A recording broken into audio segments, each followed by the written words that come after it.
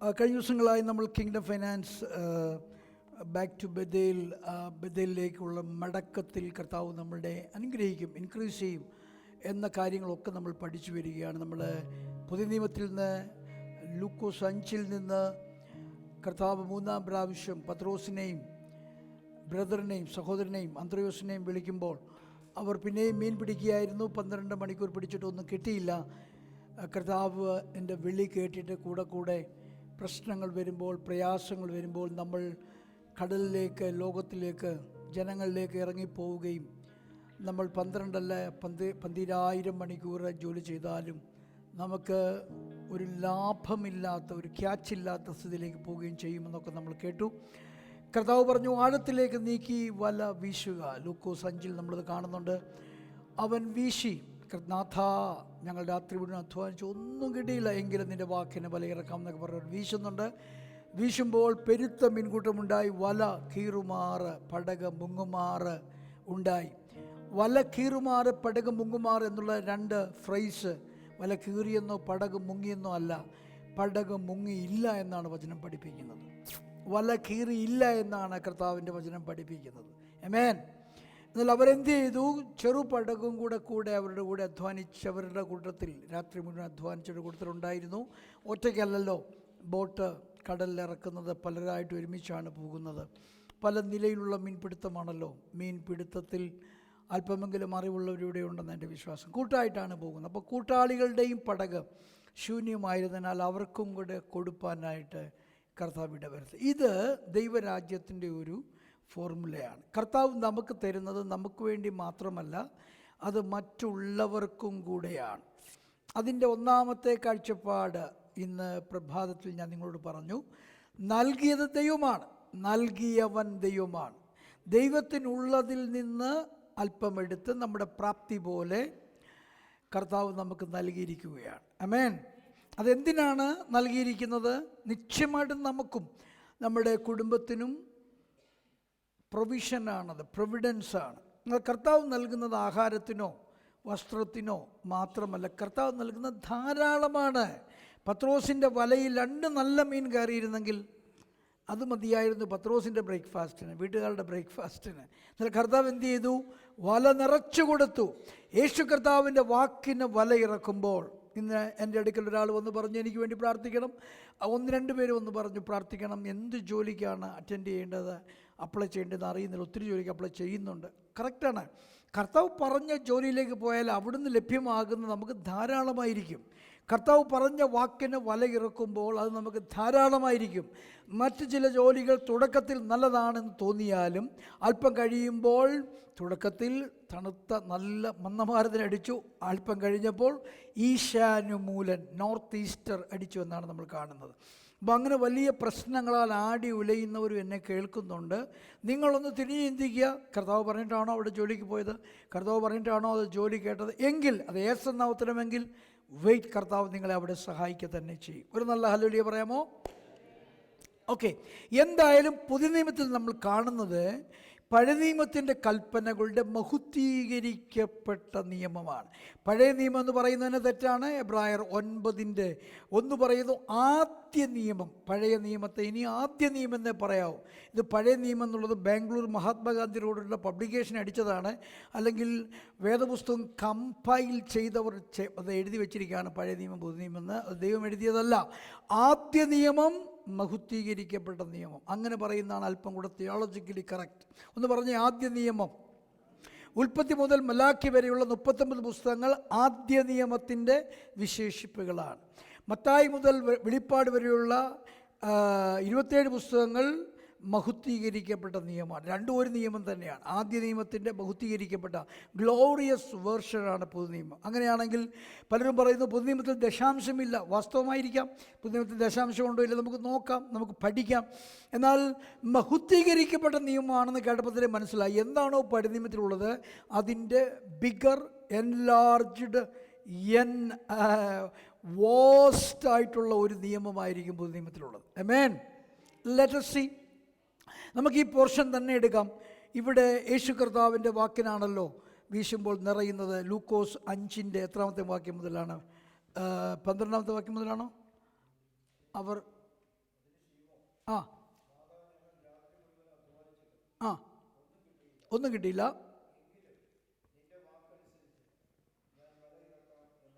അപ്പോൾ പഴയ നിയമത്തിലാകട്ടെ പുതിയ നിയമത്തിലാകട്ടെ ലോകത്തിലുള്ളത് മുഴുവൻ ദൈവത്തിൻ്റെതാണ്, മനുഷ്യൻ്റേതല്ല.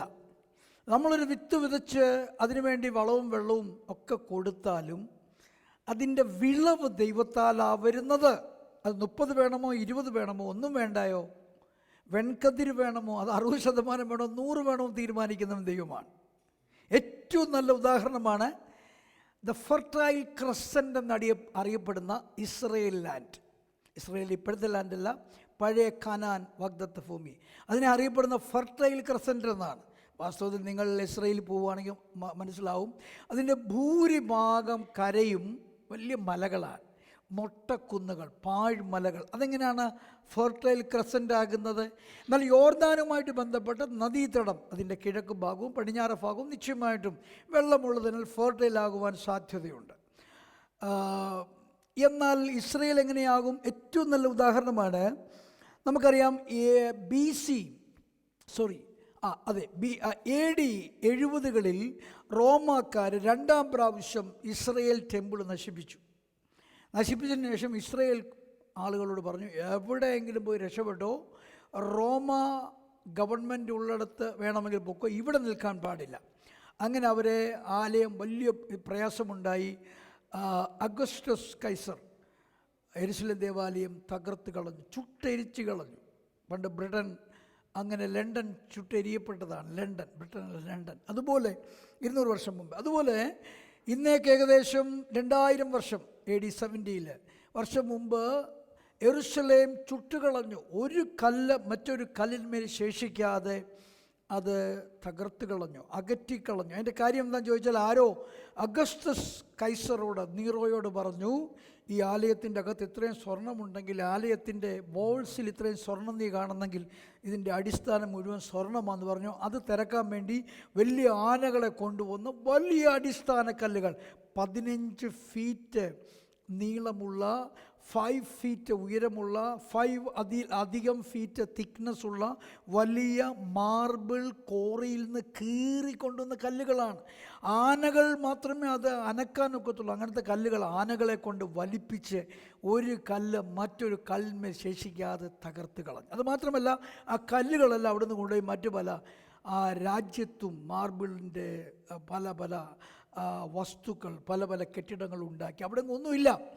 അതിൻ്റെ ഒരു മതിൽ, ഒരു പട്ടണ മതിലിൻ്റെ ഭിത്തി മാത്രമേ ഇപ്പോൾ ശേഷിപ്പുള്ളൂ. ആ മതിലിന് വാസ്തവത്തിൽ ആലയവുമായിട്ട് ഒരു ബന്ധവുമില്ല. ആലയത്തിൻ്റെ കല്ലേ അല്ലത് പട്ടണ മതിലാണ്. അതിൻ്റെ ഒരു മതിൽ, പടിഞ്ഞാറ് വിലാപ മതിൽ എന്ന് പറയുന്ന ഒരു മതിൽ ശേഷിച്ചിട്ടുണ്ട്. ആ മതിലിൻ്റെ കല്ല് നോക്കിയാൽ നിശ്ചയമായിട്ടും 15-ലധികം അടി നീളമുള്ള കല്ലുകളാണ്. ഒറ്റ കല്ല് 5, 6, 7 അടി ഉയരമുള്ള കല്ലുകളാണ്. അപ്പോൾ ഉറപ്പായിട്ടും അതിൻ്റെ വീതിയും അത്രയുമായിരിക്കുമല്ലോ. നമുക്ക് അതിശയിച്ചു പോകും. നമ്മൾ നിന്നാൽ അതിൻ്റെ ഹൈറ്റിനെക്കാട്ടും താഴെയാണ് പലപ്പോഴും. നമ്മളൊരു 10 പേര് നിന്നാലേ, കൈവിരിച്ച് നിന്നാലേ അതിൻ്റെ വീതി എത്തത്തുള്ളൂ. അത്ര കല്ലുകൾ കൊണ്ടാണ് ആലയത്തിൻ്റെ അടിസ്ഥാനങ്ങളും ഇട്ടത്. മതിലിനേക്കാൾ വലുതാണല്ലോ ആലയത്തിൻ്റെ അടിസ്ഥാനം അങ്ങനെ ഇട്ടെന്ന് കാണുന്നുണ്ട്. അതുകൊണ്ട് എല്ലാം വലിച്ചു കൊണ്ടുപോയി AD 70 ഇവർ ചിതറപ്പെട്ടു പോയി. അതിനുശേഷം അനേക രാജാക്കന്മാർ ഈ ദേശത്തെ ഭരിച്ചു. വാസ്തവത്തിൽ ഭരിച്ചവർക്കൊന്നും അവൾ മനസ്സിലായില്ല എന്ത് ഇവിടെ ഉണ്ടായിരുന്നേന്ന്, എന്തുകൊണ്ടാണ് ഇതിനിത്ര മഹത്വം എന്ന് മനസ്സിലായില്ല. ഒടുവിൽ അങ്ങനെ വന്ന് ടർക്കിയിൽ നിന്നുള്ള ഖലീഫത്ത്, അന്നുണ്ടായിരുന്ന മുസ്ലിം പ്രധാനപ്പെട്ട ആൾ ജെറുസലേം പിടിക്കാൻ വന്നു. ജെറുസലേം പിടിച്ചു, അവരുടെ അണ്ടറിലാക്കി. അങ്ങനെ അവരുടെ അണ്ടറിൽ അവരും ഭയങ്കര ത്രില്ലായിട്ട് ജെറുസലേം പിടിക്കാമെന്ന്. ജെറുസലേം പിടിച്ചു കഴിഞ്ഞ് അവർ നോക്കുമ്പോൾ ഭയങ്കര നല്ല അത്തിയും ഒലിവും മുന്തിരിയും മാതളവും ഓറഞ്ചും ഒക്കെ കുമിഞ്ഞുകൂടി കിടക്കുകയാണ്. അവർ വിചാരിച്ചു ഫെർട്ടൈൽ ലാൻഡാണല്ലോ, നമുക്ക് നട്ടേക്കാം എന്ന് വിചാരിച്ചു. അവർ 100-300 വർഷം കൃഷി ചെയ്തിട്ട് ഒന്നും ഉണ്ടാകുന്നില്ല. ഒടുവിൽ അവർ കളഞ്ഞു പോയി. ആ ഭൂമിയാണ് ചിതറിപ്പോയ ഇസ്രായേൽ മക്കൾ. അവിടെ പ്രോസ്പെറസ് ആയവർ അല്പമല്പമായി ഭൂമി വാങ്ങിച്ചു. AD 1920 ആയപ്പോഴത്തേന് കുറേ ലാൻഡ് ഇവരിങ്ങനെ പലരായിട്ട് ചുമ്മാതെ തരിശ് ഭൂമി കിടക്കുക. കാരണം എല്ലാം ഇട്ടേച്ച് പോയതാണ്. കുറുക്കനും കുറുനരിയും ഒക്കെ ഉള്ളൂ, വേറെ ഒന്നുമില്ല. വാങ്ങിച്ചു. അങ്ങനെയാണ് പിന്നെ ബാൽഫോർ കരാർ വഴി ഇസ്രയേൽ ഒരു ദേശമായി മാറുന്നതും. ഇന്ന് നിങ്ങൾ ചെന്ന് നോക്ക്, അതേ ഫെർട്ടിലിറ്റി പിന്നെയും തിരികെ വന്നിരിക്കുകയാണ്. എന്താണെന്നറിയാമോ? വിഷയം ഇസ്രായേൽ മക്കൾ ദൈവകൽപ്പന അനുസരിക്കുന്നതിനാൽ ദൈവത്തിന് അതിനെ ഫെർട്ടൈലാക്കാതിരിക്കാൻ ഒക്കത്തില്ല. അറബ് മക്കൾ ദൈവകൽപ്പന അനുസരിക്കാത്തതിനാൽ അവരിനി എന്നാ ഫെർട്ടിലൈസർ ഇട്ടാലും അത് ഫലം കായ്ക്കത്തില്ല. സെയിം സ്ഥലം, സെയിം ആകാശം, സെയിം വൃക്ഷം, സെയിം വിത്ത്, പക്ഷെ ദൈവവും മനുഷ്യനുള്ള ഉടമ്പടിയിലാണ് ഫെർട്ടിലിറ്റി ഉണ്ടാകുന്നത്. നിങ്ങൾക്ക് മനസ്സിലായോ? നീ ദേശത്ത് എന്നൊരു മരം നട്ടാൽ ആദ്യത്തെ 4 വർഷം അത് ഫലം കായ്ച്ചാലും അതിൻ്റെ ഫലം എടുക്കരുത്.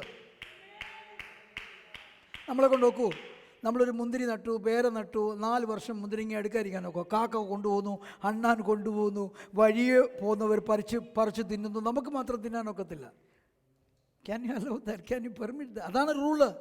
4-ാമത്തെ വർഷവും മറ്റോ അതിനകത്തെ പ്രധാന ഫലം കൊണ്ട് 4 കൊണ്ടുപോകണം. 5-ാം വർഷമേ നീ അത് കഴിക്കാൻ എടുക്കാവൂ. നടക്കുന്ന കാര്യമാണോ? അറബ്സിനെ കൊണ്ട് നടക്കുമോ? മുസ്ലിമിനെ കൊണ്ട് നടക്കുമോ? ക്രിസ്ത്യാനികളെ കൊണ്ട് നടക്കുമോ? യഹൂദന്മാരെ കൊണ്ട് നടക്കും. അതുകൊണ്ട് അവർ നട്ട ഫലം കായ്ച്ചിരിക്കും. ഒരു അല്ലെഴുതി അവിടെ പ്രതീക്ഷിച്ചായിരുന്നു. ഇത് ലാൻഡ് ദൈവത്തിൻ്റെതാ ആണോ അല്ലയോ? വിത്ത് ദൈവത്തിൻ്റെതാ ആണോ അല്ലയോ? വെള്ളം ദൈവത്തിൻ്റെതാ ആണോ അല്ലയോ? സൂര്യൻ ദൈവത്തിൻ്റെതാ. ഫലം തീരുമാനിക്കുന്ന ദൈവമാണ്. ഇസ്ഹാക്ക് ആ ആണ്ടിൽ ഫെലിസ്ത്യ ദേശത്ത് തരിശുഭൂമിയിൽ ഗസയിൽ ഗരാറിൽ നട്ടു 100 മേനി വിളവ്. എന്താ കാര്യം? ഗസയല്ല, ഗരാറല്ല, മരുഭൂമിയാണോ അല്ലയെന്നുള്ളതല്ല, ഫെർട്ടൈൽ ആണോ അല്ലയെന്നുള്ളതല്ല. ദൈവം പറഞ്ഞു, ദൈവത്തിൻ്റെ മകൻ നട്ടു, ദൈവം ഫലം കായ്പിച്ചു.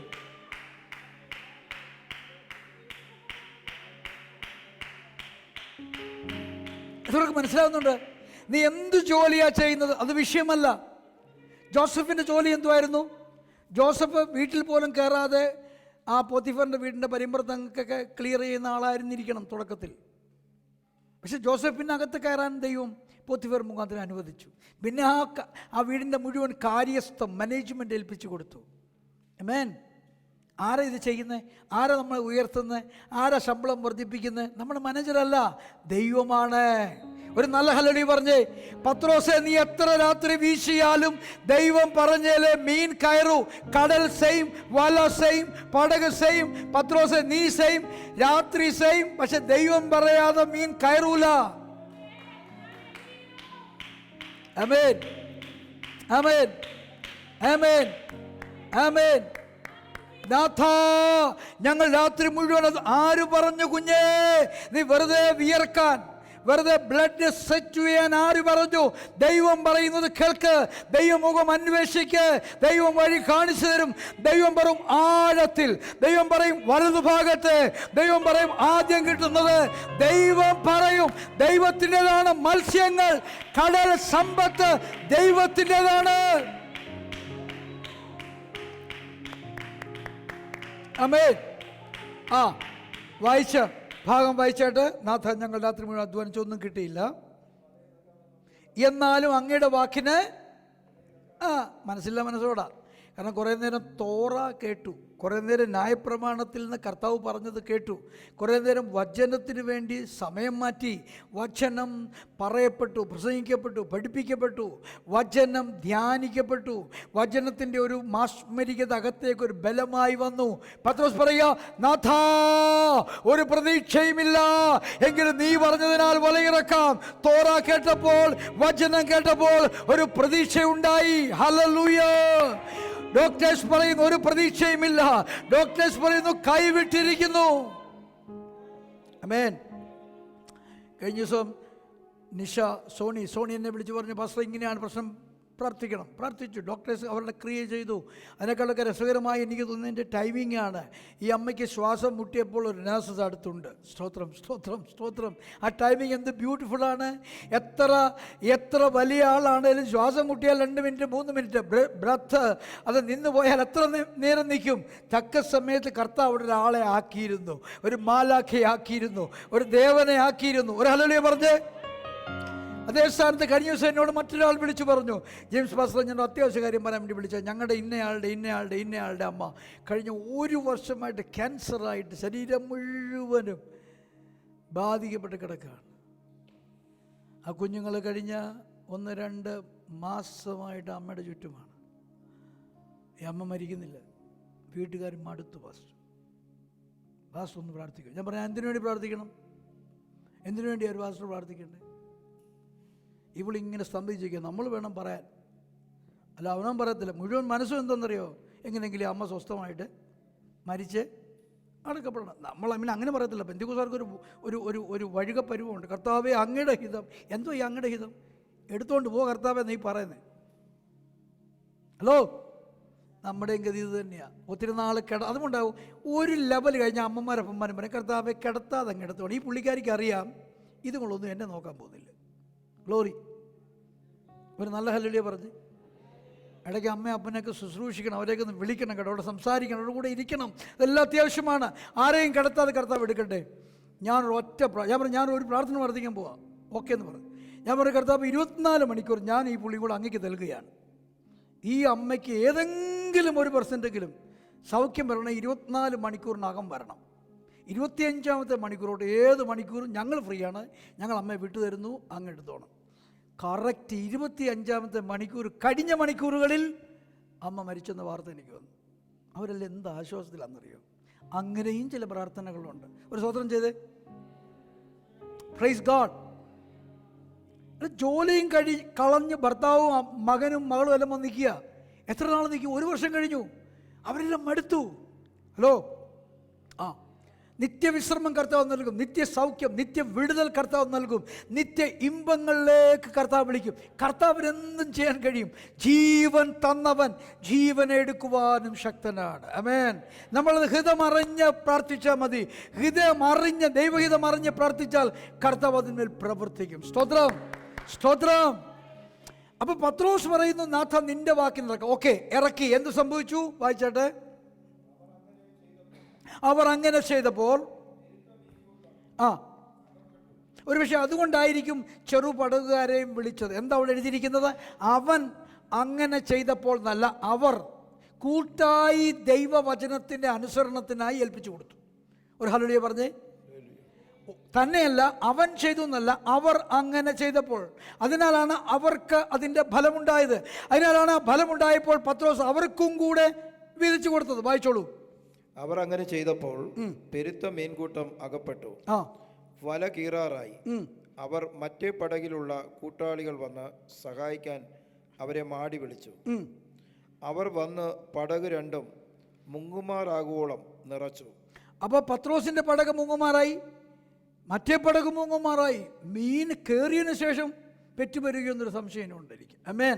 ഒരു വല കയറാമെന്നല്ലേ കയറത്തുള്ളൂ. എന്നിട്ടും പടക് നിറഞ്ഞിട്ടും വല നിറഞ്ഞ് പടക് നിറഞ്ഞ് കിടക്കുക. ഇങ്ങനത്തെ ഒരു ക്യാച്ച് ദൈവത്തെ അനുസരിക്കുന്നവന് സാധ്യമാണെന്ന് ഞാൻ വിശ്വസിക്കുന്നു. നിങ്ങളത് വിശ്വസിക്കുന്നുണ്ടോ? വേദപുസ്തകത്തിൽ കഥകൾ പോലെ എഴുതിയിരിക്കുന്ന കാര്യങ്ങൾ സംഭവിച്ചവയാ. ചുമ്മാ ആരോ തലയിൽ എഴുതിയ കഥയല്ല, തലയിൽ നിന്ന് വന്ന കഥയല്ല, സംഭവിച്ച കഥയാണ്. അത് നിന്റെ ജീവിതത്തിലും സംഭവിക്കേണ്ടതിനാണ് കർത്താവ് എഴുതി വെച്ചിരിക്കുന്നത്. ആമേൻ. എന്നാൽ അതിൻ്റെ എൻഡ് റിസൾട്ട് നോക്കിയാൽ വാട്ട് ഹാപ്പൻ? വായിച്ചാട്ടെ. ശീമോൻ പത്രോസ് അത് കണ്ടിട്ട് യേശുവിൻ്റെ കാൽക്കൽ വീണു. കർത്താവേ, ഞാൻ പാപിയായ മനുഷ്യനായതുകൊണ്ട് എന്നെ വിട്ട് പോകണമേ എന്ന് പറഞ്ഞു. അപ്പൊ ശ്രദ്ധിക്കൂ, ദൈവം നിങ്ങൾക്ക് തരുവാൻ ആഗ്രഹിക്കുന്ന അല്ലെങ്കിൽ തന്നിട്ടുള്ള എല്ലാ അനുഗ്രഹങ്ങളും നമ്മളിലേക്കൊരു തിരിഞ്ഞു നോട്ടമുണ്ടായി ദൈവത്തിങ്കിലേക്ക് അടുക്കാൻ വേണ്ടിയാണ്. നമ്മൾ പാപികളാണെന്ന് മനസ്സിലാക്കി മനസാന്തര ഹൃദയത്തോടെ കർത്താവിനെ ക്ലോസായിട്ട് അനുഗമിപ്പാനാണ് ദൈവം ചെയ്തിട്ടുള്ള സകല സൗഖ്യങ്ങളും സകല വിടുതലുകളും സകല നന്മകളും. ഒരു നല്ല ഹല്ലേലൂയ പറഞ്ഞേ. അൾട്ടിമേറ്റ്ലി കർത്താവിന് പോകേണ്ടത് കർത്താവിന് പോകണം. ആമേൻ. അത് നിങ്ങളുടെ കഴിഞ്ഞകാല അത്ഭുതങ്ങളിൽ സംഭവിച്ചിട്ടില്ലെങ്കിൽ എവിടെയോ ദൈവത്തിൻ്റെ എക്കണോമി നിങ്ങളെ ബ്ലോക്ക് ചെയ്തിട്ടുണ്ട്. Every miracle, every signs, every wonders, every healing, every deliverance comes from heaven with this purpose. that the Lord, the name of the God may be glorified. That the Lord may be glorified. ഒരു നല്ല hallelujah പറഞ്ഞേ.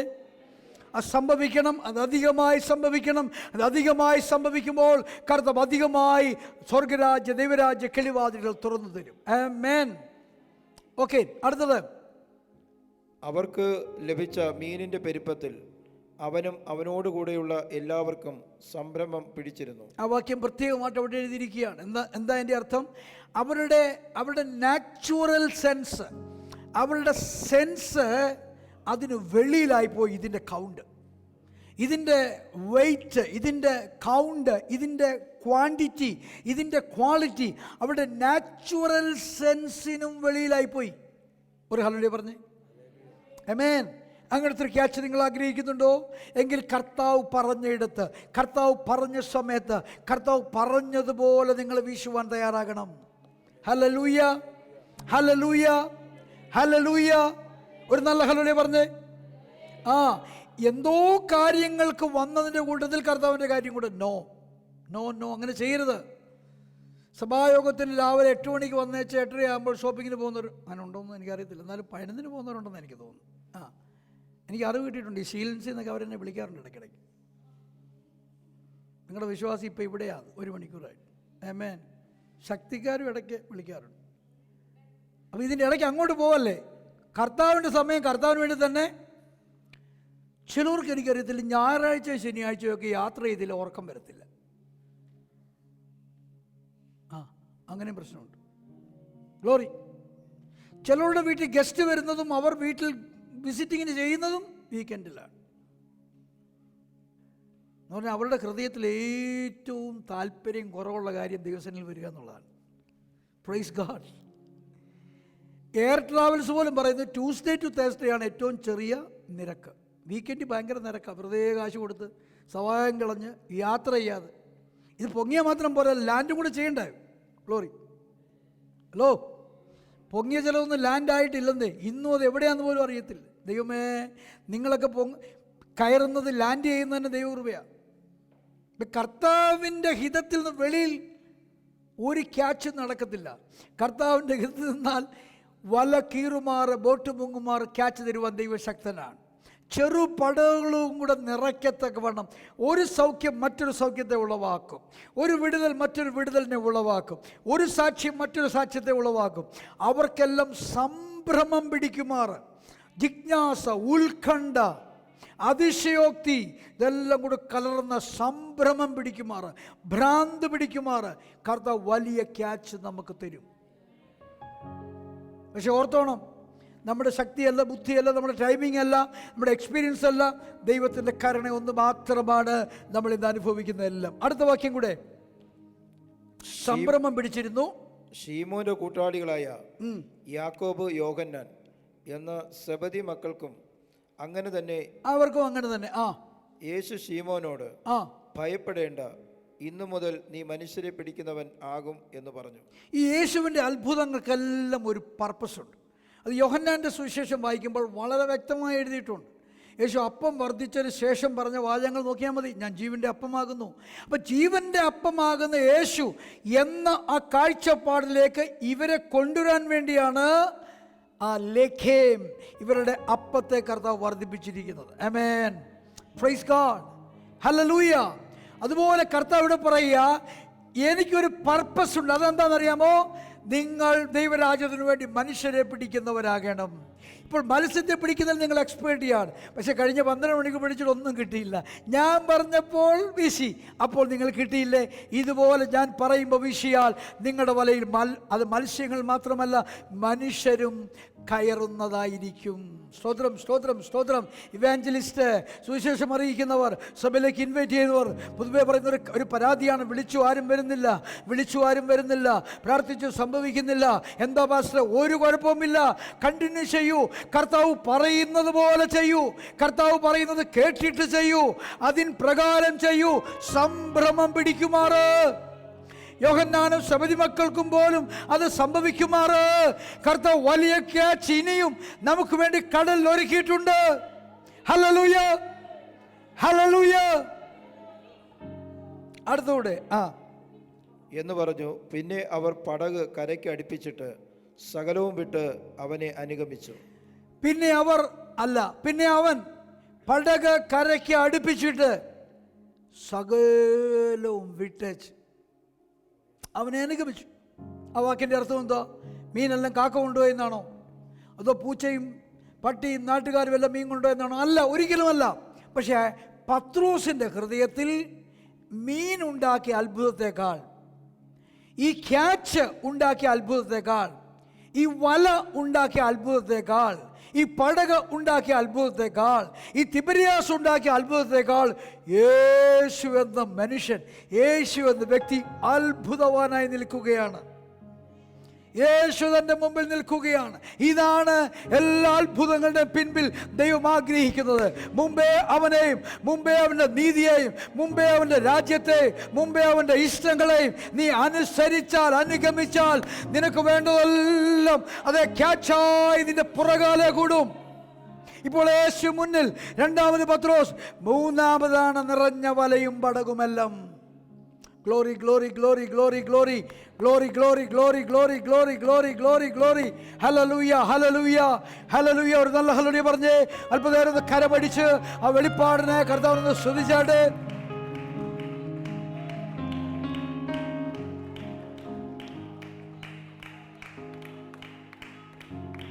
അപ്പൊ ശ്രദ്ധിക്കൂ, പഴയ നിയമത്തിലെ kingdom ഫിനാൻസിൽ ഏകദേശം ഒരു 30-40% കൊടുത്താൽ മതി. ഒരു 40 കൊടുക്കേണ്ടി വരുമേ നമ്മൾ ഡീപ്പായിട്ട് പഠിക്കുമ്പോൾ. നമ്മൾ 10 കൊണ്ടിരിക്കുക. ഇവിടെ നോക്കിയേ, ഇവിടെ തനിക്കുണ്ടായിരുന്നതൊന്നും തൻ്റേതല്ല, പൊതുവകയായി മാറി. സ്തോത്രം. ഹലോ.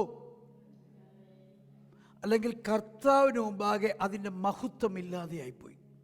സകല മെറ്റീരിയൽ ബ്ലെസ്സിങ്ങിൻ്റെയും മഹത്വം യേശു കർത്താവിൻ്റെ ആത്മീക മഹത്വത്തിന് മുമ്പിൽ ഗ്ലോറി ലെസ് ആയിപ്പോയി. ഇതാണ് നമ്മുടെ ഓരോരുത്തരുടെയും ജീവിതത്തിൽ സംഭവിക്കേണ്ടത്. സെക്കൻഡ് ക്യാച്ച് നമുക്ക് യോഹന്നാൻ സുവിശേഷം 21-ാം അധ്യായത്തിലുണ്ട്. അതിലേക്ക് വന്നേ, നമുക്ക് ആ ഭാഗം ഒന്ന് വായിക്കാം. ഞാനിത് വായിപ്പിക്കുന്നത് നിശ്ചയമായിട്ട് നിങ്ങളത് വചനത്തിൽ നിന്ന് ഉള്ളത് തന്നെ എന്ന് ഗ്രഹിക്കാൻ വേണ്ടിയാണ്. ക്വിക്കായിട്ട് വായിച്ചാട്ടെ. 21-1 മുതൽ. അതിൻ്റെ ശേഷം യോഹന്നാൻ 21-1 മുതൽ അവസാനത്തെ ചാപ്റ്റർ. അതിനുശേഷം യേശു പിന്നെയും തിബരിയാസ് കടൽക്കരയിൽ വെച്ച് ശിഷ്യന്മാർക്ക് പ്രത്യക്ഷനായി. അപ്പോൾ പത്രോസിന് പൊതുവായൊരു സ്വഭാവമുണ്ട്. എന്താണത്? പിന്മാറ്റമാണ്. യോഹന്നാനിൽ 1-ാം അധ്യായത്തിൽ വിളിച്ചു, അപ്പം തന്നെ അനുഗമിച്ചു. മർക്കോസ് 1-ൽ വിളിച്ചു, അപ്പം തന്നെ അനുഗമിച്ചു. അതിൻ്റെ അർത്ഥം 1-ാമത്തെ അനുധാവനം ഇടയ്ക്ക് നിർത്തിക്കളഞ്ഞു. അതുകൊണ്ടാണ് മർക്കോസിൽ പിന്നെയും വിളിച്ചത്. ലൂക്കോസിൽ പിന്നെയും വിളിച്ചു. ഇത് 3 സെപ്പറേറ്റ് ഇൻസിഡൻ്റാണ്. അപ്പോഴും അനുഗമിച്ചു. പക്ഷെ പത്രോസിൻ്റെ സ്വഭാവത്തിൽ കൂടെ കൂടെ പുള്ളി ഞാങ്ങണയാണ്, ശീമോനാണ്. പുള്ളി പൊങ്ങി വരും പിന്നെ താണു പോകും, പൊങ്ങി വരും പിന്നെ താണു. അതാണ് പുള്ളിയുടെ സ്വഭാവം. പുള്ളിയെ കേഭാവാക്കാമെന്നാണ് കർത്താവ് പറഞ്ഞേക്കുന്നത്. ദേണ്ട കർത്താവ് ഉയർത്തെഴുന്നേറ്റിട്ടും ആശാൻ സ്ക്വയർ 1-ൽ തന്നെ കിടക്കുകയാണ്. മീൻ പിടിക്കാൻ പോയി. വായിച്ചാട്ടെ. പ്രത്യക്ഷനായത് ഇപ്രകാരമായിരുന്നു. ശീമോൻ പത്രോസും തിത്തിമോസ് എന്ന തോമസും. അതിൻ്റെ തൊട്ട് മുമ്പിലത്തെ ഒരു വാക്യം ഞാൻ മീൻ പിടിക്കാൻ പോകുന്നത്, അവിടെ നിന്നോടൊന്ന് വായിച്ചാട്ടെ. അതിനുശേഷം പിന്നെയും തിബരിയാസ് കടൽക്കരയിൽ വെച്ച് അവിടെ ഒരു ദൂതുണ്ട്. അതുകൊണ്ടാ ശിഷ്യന്മാർക്ക് പ്രത്യക്ഷനായത് ഇപ്രകാരമായിരുന്നു.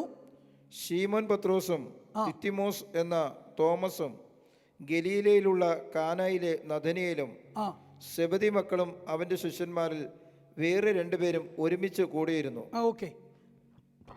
ശീമോൻ പത്രോസ് അവരോട്, ഞാൻ മീൻ പിടിക്കാൻ പോകുന്നു എന്ന് പറഞ്ഞു. ഞങ്ങളും പോരുന്നു എന്ന് അവർ പറഞ്ഞു. അവിടെ അങ്ങോട്ട് നിൽക്കട്ടെ. ഇതാ ദൂത്. നമ്മളെല്ലാം കംപ്ലൈൻറ്റ് പറഞ്ഞു, എൻ്റെ പൊന്നു പാസ്റ്ററെ വിളിച്ച് മാറി. ഒരു മനുഷ്യനും സഭയിലോട്ടെ എന്നാൽ തിരിച്ചൊന്ന് വിളിച്ചു നോക്കിയേ, ഈ സഭ ശരിയല്ല, ഞാൻ പോകും, ഒരു 10 എണ്ണം കൂടെ വരും. അതെന്തൊരു കളിയത്? ഹലോ, ശരിയാണോ? ശരിയാണ്. ഞാൻ സിനിമയ്ക്ക് പോവാം, ചുമ്മാ ഒരു ഗ്രൂപ്പിലിട്ടാൽ മതി, ഒരു 50 എണ്ണം എടുക്കണം തിയേറ്ററിന് മുന്നേ. ടിക്കറ്റ് എടുക്കുമ്പോൾ നമ്മൾ പോയിട്ട് എടുക്കണോ, ഓൺലൈൻ എടുക്കണോ, വലിയ വേളമായിരിക്കും. ഗ്ലോറി ഹലോ, അവിടെ എല്ലാവരുടെയും എല്ലാം പോയി. ആത്മാവ് ഇവിടുന്ന് പറന്ന് പറന്ന് പറന്ന് ഇംഗ്ലീഷ് ചാനലും കടന്ന് സ്പെയിനിലേക്ക് തിരികെയാണ്. അല്ലേ? ശരിയാണോ അല്ലയോ? ആണോ അല്ലയോ? അതെന്താ അത്? കൃപയാൽ ഇവിടെ പേരെടുത്ത് പറഞ്ഞേക്കോ, ഒറ്റ എഴുത്തിനും മാറാനൊക്കത്തില്ല. തോമസും യോഹന്നാനും സെബദി മക്കളും ഫിലിപ്പോസും എല്ലാം ഉണ്ട്. മെയിൻ അപ്പോസ്തലന്മാരാകാൻ വിളിക്കപ്പെട്ട എല്ലാവരും ഉണ്ട്. ഒരു പിന്മാറ്റക്കാരൻ, അവൻ ഡിപ്രഷൻ അടിച്ചിരിക്കുക. അവൻ പറഞ്ഞ് ഞാൻ മീൻ പിടിക്കാൻ പോവുകയാണ്. ദേ കിടക്കുന്നു എല്ലാവരും കൂടെ. അപ്പോൾ ഒരുത്തനൊന്ന് പറയാനിരിക്കുക, കഥകും തുറന്ന് ബീച്ചിലിടേണ്ട നിക്കറും വിട്ടിരിക്കുകയും വരല്ല. ഗ്ലോറി. എന്നാൽ തിരിച്ചൊന്ന് വിളിച്ചേ, അല്ല കർത്താവിൻ്റെ കലർ ഒന്നുകൂടെ കണ്ടച്ചു വരാം, മാളി മുറിയിലോട്ടൊന്ന് പോയിട്ട് വരാം. ഒറ്റ ഒരുത്തം കാണത്തില്ല. അപ്പോൾ എന്തൊക്കെയോ പ്രശ്നമുണ്ട് അവിടെ. ഗ്ലോറി. ഇനി തുടർന്ന് വായിച്ചോ. ദൂത് കഴിഞ്ഞു. ശീമോൻ പത്രോസ് അവരോട്, ഞാൻ മീൻ പിടിക്കാൻ പോകുന്നു എന്ന് പറഞ്ഞു. ഞങ്ങളും പോരുന്നു എന്ന് അവർ പറഞ്ഞു. അവർ പുറപ്പെട്ട് പടക് കയറിപ്പോയി. ആ രാത്രിയിൽ ഒന്നും പിടിച്ചില്ല. കുറച്ചങ്ങ് ഡീപ്പായിട്ട് പോയി. 7 കിലോമീറ്ററോളം അങ്ങപ്പുറം ഉണ്ട്. അപ്പോൾ ഡീപ്പായിട്ട് പോയി. ആ രാത്രിയിൽ ഒന്നും പിടിച്ചില്ല. പുലർച്ചെയായപ്പോൾ യേശു കരയിൽ നിന്നിരുന്നു. യേശു ആകുന്നു എന്ന് ശിഷ്യന്മാർ അറിഞ്ഞില്ല. യേശു അവരോട്, കുഞ്ഞുങ്ങളെ കഴിക്കുവാൻ വല്ലതും ഉണ്ടോ എന്ന് ചോദിച്ചു. ഇല്ല എന്ന് അവർ ഉത്തരം പറഞ്ഞു. ഈ കർത്താവിൻ്റെ കാര്യം ബഹു രസം കേട്ടോ. കർത്താവ് ഇവിടെ വിളിച്ച വിളി കണ്ടോ? എന്താ വിളിച്ചേ? എന്നാ കർത്താവ് ഇതെല്ലാം കണ്ടുകൊണ്ട് നിൽക്കുക. 3.5 വർഷത്തെ ബാച്ചിലർ കോഴ്സും കൊടുത്ത്, ഡിഗ്രി സർട്ടിഫിക്കറ്റും കൊടുത്ത്, തൊപ്പിയൊക്കെ വെച്ച് ഗ്രാജുവേഷനൊക്കെ കഴിഞ്ഞ് ഇമാരെ ഇറക്കി വിടേണ്ട സമയമായി. പഴയ സ്ക്വയർ 1 പണിക്ക് പോയേക്കുക. കർത്താവ് വിളിച്ചെന്താ? കുഞ്ഞുങ്ങളെ എന്ന് പറഞ്ഞാൽ ഗ്രാൻഡ് ചിൽഡ്രനെ പോലെയൊക്കെയാണ് വിളിച്ചേക്കുന്നത്. ഭയങ്കര സ്നേഹമാണ്. ഗ്ലോറി. സ്തോത്രം, സ്തോത്രം. കർത്താവ് വാസ്തവത്തിൽ വിളിച്ചാണോ കളിയാക്കിയെന്ന് എനിക്കൊരു സംശയമുണ്ട്. അല്ലേ? അവനെ കൈക്കൊണ്ട് അവൻ്റെ നാമത്തിൽ വിശ്വസിക്കുന്നവർക്കും ദൈവമക്കളോകാൻ അധികാരം കൊടുത്തതാണ് വിളിച്ചപ്പോഴേ. എന്നിട്ടാ ഈ കഴിഞ്ഞ രാത്രി പിന്നെയും പോയേക്കുക മീൻ വീശാൻ, വല വീശാൻ. വല്ലതും കിട്ടിയോ? വല്ലതും കിട്ടുമോ? ഇതാ ലൂക്കോസ് 5 വെച്ച് പഠിക്കേണ്ടതല്ലേ? ആണോ അല്ലയോ? ഹലോ, പ്രശ്നം നമ്മുടെ കൂടെ അല്ലേ? പ്രശ്നം സെയിം കടല്, സെയിം ബോട്ട്, സെയിം വല, സെയിം ദൈവം, സെയിം നമ്മൾ, സെയിം പിശാച്.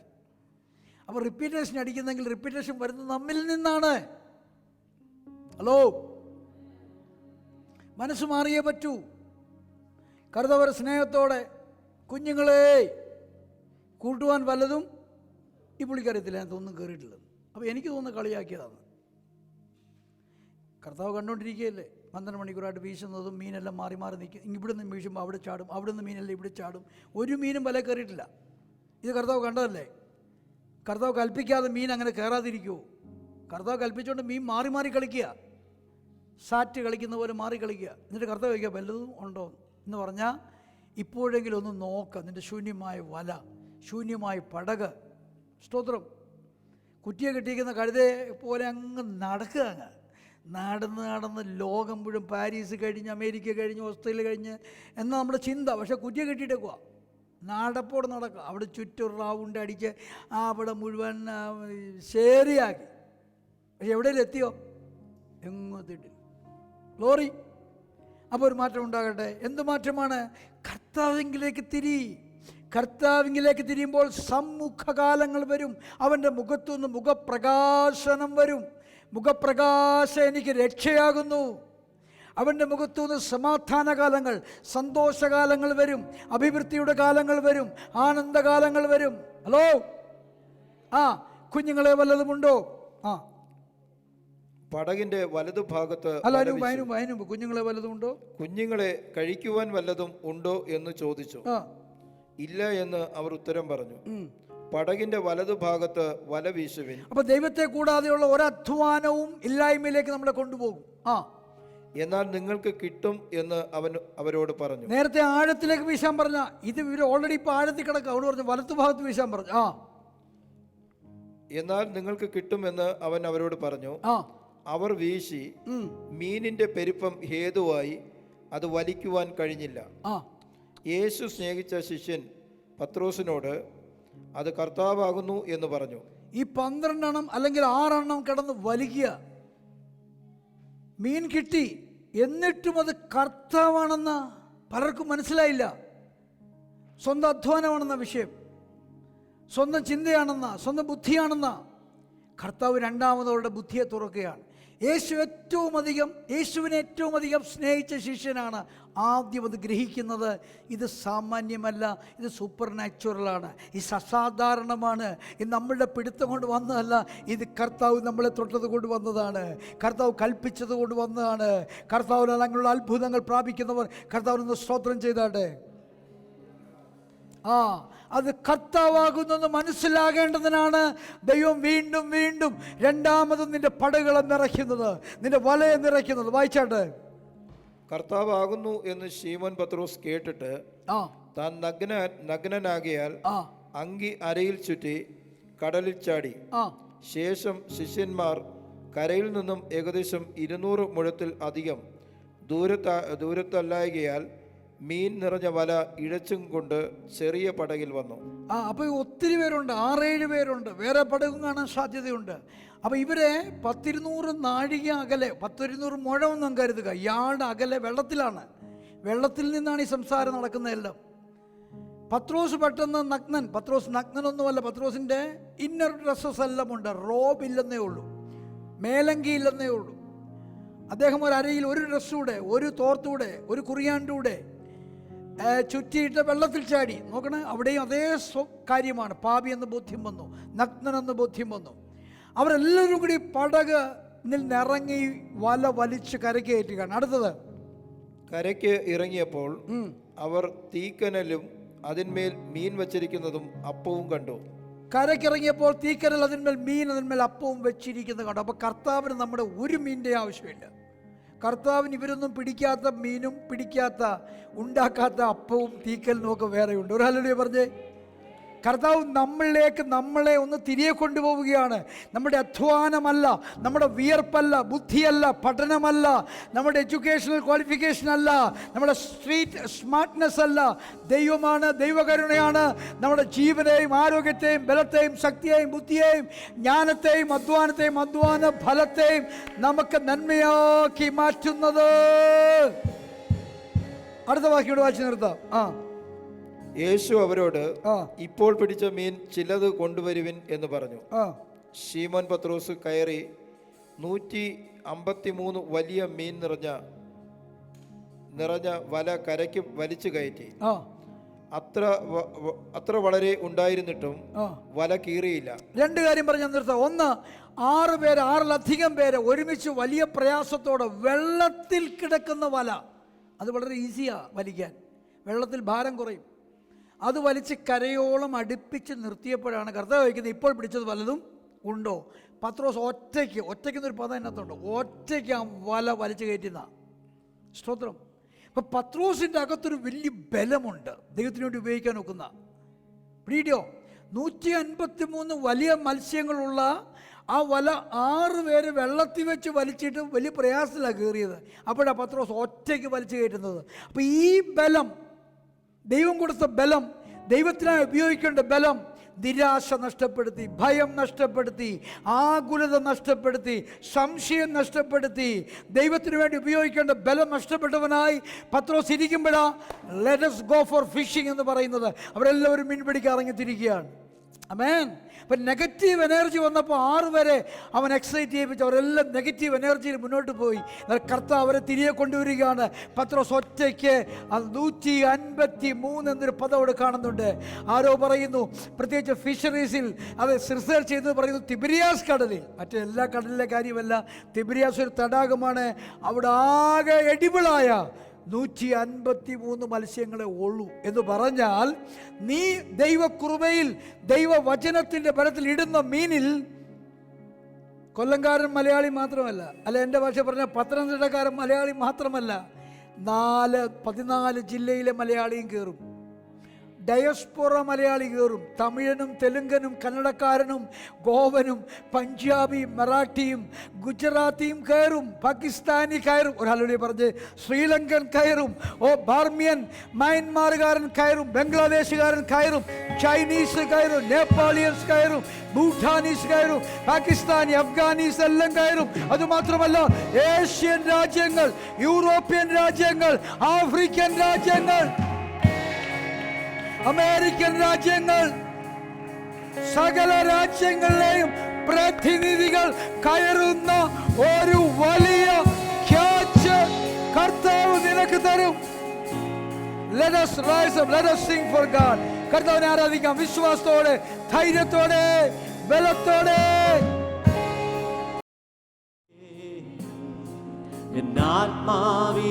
ആത്മാവിലാനന്ദം ജീവനെ നൽകിയ സ്നേഹം ജീവന്റെ ആധാരം. ഓ ജീവന്റെ ആധാരം നീയാണെന്നുള്ളിലെ ഗാനം, നീയാണെന്നാവിലെ ഗീതം, നീ തന്നെ എന്നുമെൻ ആശ നിൻ മുൻപിൽ വണങ്ങുന്നു. ഓ നിൻ മുൻപിൽ വണങ്ങുന്നു. നീയാണൻ ഉള്ളിലെ ഗാനം, നീയാണൻ നാവിലെ ഗീതം, നീ തന്നെ എന്നുമെൻ ആശ നിൻ മുൻപിൽ വണങ്ങുന്നു. ഓ നിൻ മുൻപിൽ വണങ്ങുന്നു. ക്രൂശിലെന്റെ യേശുവിൻ യാഗം, എൻ പാപത്തിൻ മോചനം. ക്രൂശിലെന്റെ യേശുവിൻ ത്യാഗം, എൻ ആത്മാവിൻ സ്വാതന്ത്ര്യം. ഓ എൻ ആത്മാവിൻ സ്വാതന്ത്ര്യം. ചേർന്ന് ക്രൂശിലെന്റെ യേശുവിൻ യാഗം, പാപത്തിൻ മോചനം. ക്രൂശിലെന്റെ യേശുവിൻ ത്യാഗം, എൻ ആത്മാവിൻ സ്വാതന്ത്ര്യം. ഓ എൻ ആത്മാവിൻ സ്വാതന്ത്ര്യം. നീയാണെൻ ഉള്ളിലെ ഗാനം, നീയാണെൻ നാവിലെ ഗീതം, നീ തന്നെ എന്നുമെൻ ആശ നിൻ മുൻപിൽ വണങ്ങുന്നു. ഓ നിൻ മുൻപിൽ വണങ്ങുന്നു. ചേർന്നു നീയാണെൻ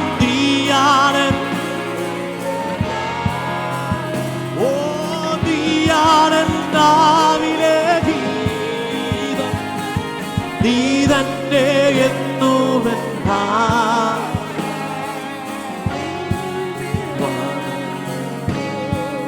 ഓ നിൻ മുൻപിൽ വണങ്ങുന്നു.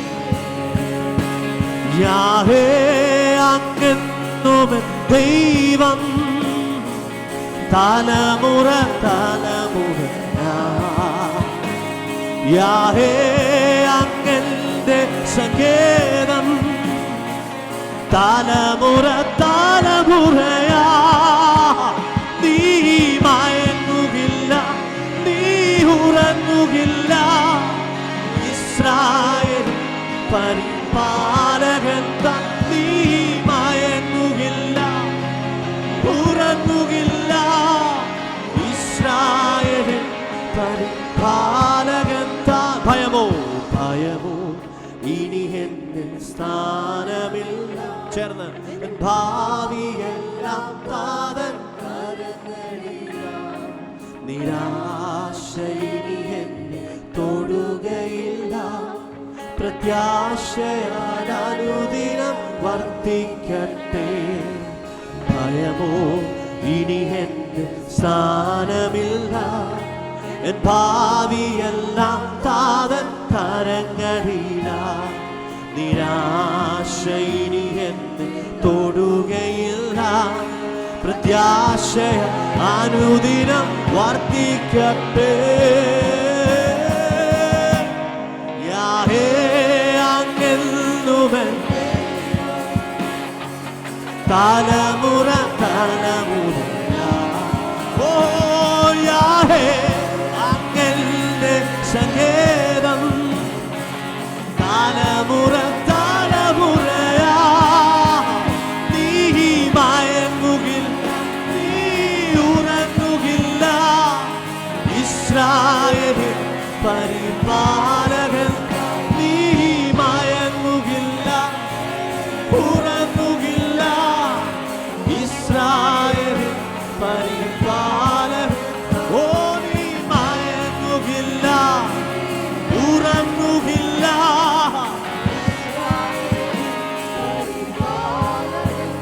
നീ മയങ്ങുകില്ല ഉറങ്ങുകില്ല. ഇസ്രായേലിൻ നീ മയങ്ങുകില്ല ഉറങ്ങുകില്ല. ഇസ്രായേലിൻ പരിപാലകൻ നീ മയങ്ങുകില്ല ഉറങ്ങുകില്ല. ഇസ്രായേലിൻ ഓ നീ മയങ്ങുകില്ല നീ ഉറങ്ങുകില്ല. ഇസ്രായേലിൻ